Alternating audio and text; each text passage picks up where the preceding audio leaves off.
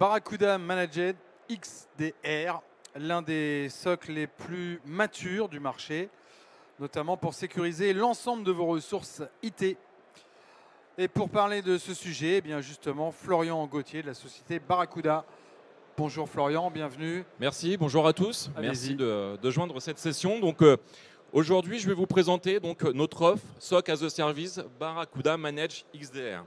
Donc, tout d'abord, en entrée, voilà, je ne sais pas si vous le saviez, mais depuis un bon nombre d'années, eh bien, la cybercriminalité est considérée comme la troisième économie mondiale. Voilà, donc, ce qui montre aussi, justement, ce qui met en lumière plutôt, comme quoi les menaces pèsent aujourd'hui sur nos sociétés et sur leurs données actuellement. Voilà. Donc, chaque jour, des millions d'attaques ont lieu. L'empreinte numérique des entreprises doit être protégée, tout comme le serait notre propre maison. Donc, de la même façon qu'on va protéger notre maison en vérifiant les accès, les différents accès, les fenêtres, les portes, le garage, ce genre de choses, il est important de faire la même chose en fait avec la sécurité informatique, chose que vous savez déjà. Donc, ce qu'on a constaté avec ces empreintes numériques, avec cette empreinte numérique, c'est qu'au fil des années, ces dernières se sont multipliées, au fil du temps, rendant parfois leur visibilité complexe pour les entreprises. Les attaquants cherchent à rentrer par n'importe quel moyen, peu importe où se trouvent vos données, vos applications, donc que ce soit dans le cloud ou on-prem. Voilà. Et ça, malgré les différentes protections que les sociétés mettent en œuvre. Donc, le point, c'est que sans des outils de détection et de remédiation, il est parfois difficile de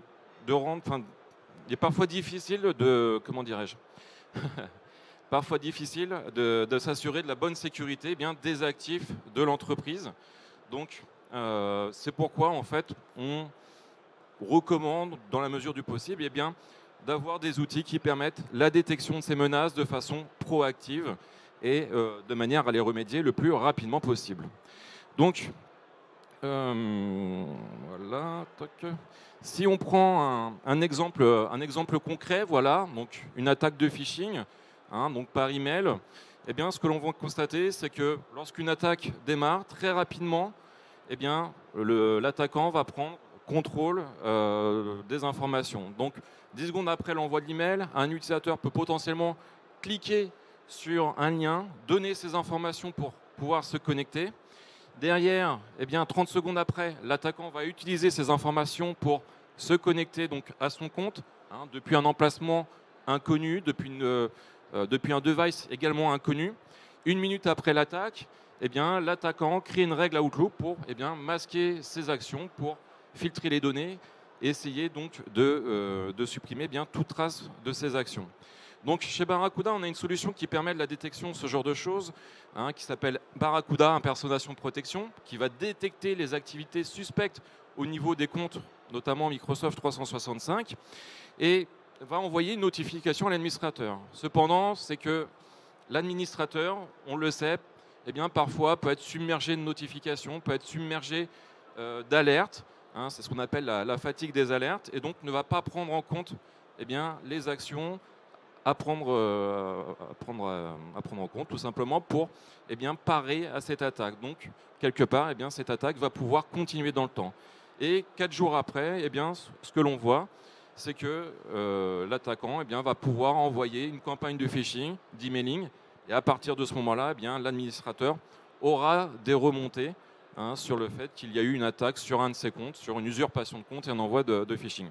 Donc tout ça pour dire quoi ? Que sans outils de détection et de remédiation, ce type d'attaque peut être compliqué à être détecté et aussi être remédié. Un autre point aussi, c'est la cyberhygiène que l'on voit aussi au sein des sociétés. Souvent, dans une approche, on va dire, plutôt traditionnelle, les sociétés vont avoir tendance à faire une identification des actifs, identifier les machines, les applications, les données qui se trouvent au sein de l'organisation. Une fois que ces données sont découvertes, en tout cas une fois qu'ils ont une visibilité sur ces actifs, ils vont les protéger. Donc la protection va se faire de plusieurs façons. gérer des contrôles d'accès, gérer des politiques de sécurité, ce genre de choses. Et derrière, vont mettre en place des systèmes de sauvegarde pour pouvoir revenir à des états précédents, tout simplement, hein, en cas de problème, en cas de dysfonctionnement et aussi en cas d'attaque. Un point qui est trop souvent négligé, c'est justement cette partie de détection et de rémédiation. Hein, c'est vraiment quelque chose qui va représenter des lacunes en matière de cybersécurité. Donc chez Barracuda, ce qu'on recommande, eh bien, c'est d'ajouter justement ces deux briques qui vont permettre une détection de ces menaces, hein, grâce à une surveillance continue notamment. On va faire la chasse à ces menaces. On va également avoir donc des outils qui vont permettre la rémédiation après analyse des incidents et donc aider les sociétés justement à bien renforcer cette posture de sécurité. Donc, c'est bien de le souligner, hein, on vient de le montrer un instant. Avoir une cyberhygiène, c'est quelque chose d'important, mais les entreprises font face aussi à leurs propres défis. Ces défis, on les connaît, hein, ce sont ces derniers. Une expertise parfois limitée en cybersécurité, donc ce qui va rendre difficile eh bien, la protection justement des actifs. Une réponse inadéquate également peut entraîner des lenteurs en termes de réponse, et donc du coup eh bien, un temps de séjour plus important au niveau de l'attaque, et donc finalement quelque chose de plus coûteux à la fin. Le manque de visibilité, on en parle depuis le début, hein, protection des actifs, très compliqué si on n'a pas de visibilité sur ce que l'on a au niveau de l'infrastructure. Avant-dernier point, fatigue des alertes, on l'a vu au travers de l'exemple tout à l'heure, hein, un administrateur qui ne fait pas attention à une bonne notification, une notification légitime, eh bien, va passer à côté d'une attaque. Et le dernier point, on le voit récemment avec les nouvelles normes, hein, les exigences. C'est une pression supplémentaire aussi pour les entreprises car elles doivent protéger les actifs mais aussi respecter ces normes. Donc la question qu'on peut se poser, c'est comment on peut faciliter les choses, comment on peut vous aider finalement. Donc chez Barracuda, on a une offre qui s'appelle Barracuda Manage XDR, donc avec un SOC 24/7 tout au long de l'année. On va avoir une couverture fonctionnelle plutôt large puisqu'on va être en mesure de protéger, surveiller 5 périmètres distincts, à savoir le réseau, les endpoints, la partie mail, la partie cloud et la partie serveur. Donc là, l'idée, bien, ça va être de collecter les données, de les centraliser, de les analyser pour voir ce qu'il se passe en détail. On va voir des outils aussi qui vont permettre eh bien, la détection donc, de ces différentes menaces. On va faire une chasse, on va dire, plutôt proactive. Donc, derrière, notre outil, il va être aussi agnostique par rapport aux actifs, hein, tout simplement, qu'on peut retrouver une entreprise. Hein, là où d'autres se concentrent uniquement sur leur marque, eh bien Barracuda va supporter d'autres marques. Hein, voilà, donc on va pouvoir s'intégrer avec du Fortinet, du Palo, sur la partie endpoint avec du Juniper, du Defender, DZ, du Trend, du SentinelOne également. On a un fort partenariat avec SentinelOne. Et puis également sur la partie cloud, sans oublier hein, donc Microsoft, Google et Amazon. Donc on est agnostique vis-à-vis donc de ces marques-là. Au niveau du workflow, on est sur quelque chose de plutôt standard, de plutôt traditionnel. Hein. Donc l'idée, c'est bien, ça va être de collecter les événements au travers donc, de différentes manières, hein, syslog, API, ce genre de choses. On va retrouver derrière une analyse intelligente à travers de notre SIEM, de notre SOAR. Derrière vont ressortir ce qu'on appelle donc des alarmes. Ce sont des événements qui présentent un risque pour l'infrastructure. Ces alarmes vont être ensuite triées et analysées par notre équipe SOC. L'équipe SOC va déterminer si ça reste une alarme ou si ça devient une alerte. Hein. Une alerte, c'est quelque chose, un événement qui va potentiellement, très probablement même, je dirais, poser problème eh bien, pour l'entreprise. Donc, on a ce workflow. On peut le voir aussi de cette manière, hein, un petit exemple, là, au travers d'une société d'une trentaine d'utilisateurs sur 3 mois d'utilisation. Vous voyez, donc 150 millions de logs quasiment collectés, 487 alarmes analysées pour 14 menaces réellement détectées. Donc, vous voyez, le ratio entre le nombre de logs collectés et le nombre d'alertes, il est important. Donc, c'est de cette manière hein, qu'on va travailler. On va s'appuyer également sur des outils intelligents, hein, parce que vous imaginez que traiter ce nombre de logs, eh bien, le faire manuellement, ça serait juste impossible, hein, clairement. Donc, on va avoir un certain nombre d'outils qui vont nous aider quotidiennement, du machine learning, de l'intelligence artificielle, qui vont permettre eh bien, la détection de ces menaces.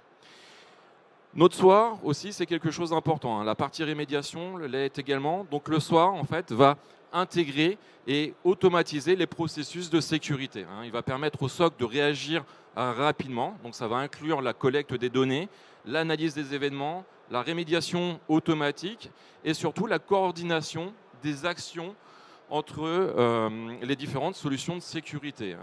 Donc ce qui va permettre de répondre le plus rapidement possible, tout en améliorant l'efficacité de la détection. Donc notre SOC il est composé de plusieurs teams. On va retrouver la team bleue, qui va faire une analyse, on va dire, de base des événements de base, basiques. Derrière, on va avoir la Green Team qui va s'occuper plutôt de la partie endpoint.